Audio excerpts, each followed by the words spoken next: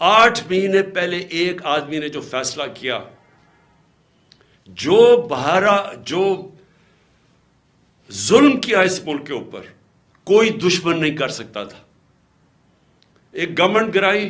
میں یاد کرانا چاہتا ہوں ساری اپنی قوم کو کہ آپ کسی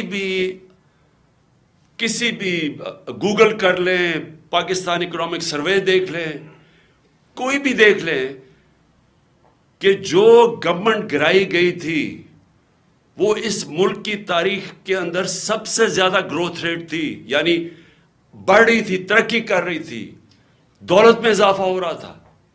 5.6% اور 6% تیسرے سال 5.7 اور چوتھے سال 6%. یہ سوائے مارشل لاء کے زمانے میں جبکہ امریکی ڈالر آ رہا تھا کیونکہ ہم ان کے حمایتی تھے، کبھی اس طرح کی ملک ترقی نہیں کر رہا تھا جس گورنمنٹ کو گرایا ایک آدمی نے.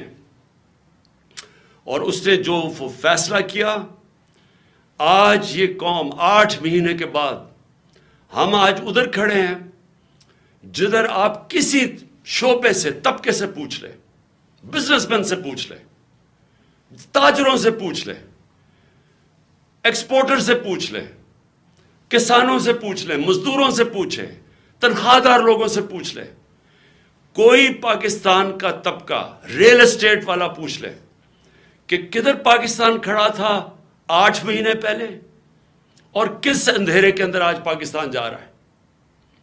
اور ہم کیوں اپنی گورنمنٹ کا سوچ رہے ہیں گرانے کا، اور کیوں ہم یہ ڈیزالو کرنے کا ہم نے کیوں فیصلہ کیا؟ کیونکہ ہمیں خوف ہے کہ اگر اس ملک میں جلدی الیکشن نہ کروائے گئے، یہ ملک جس تیزی سے تباہی کی طرف جا رہا ہے سب کے ہاتھ سے نکل جائے گا.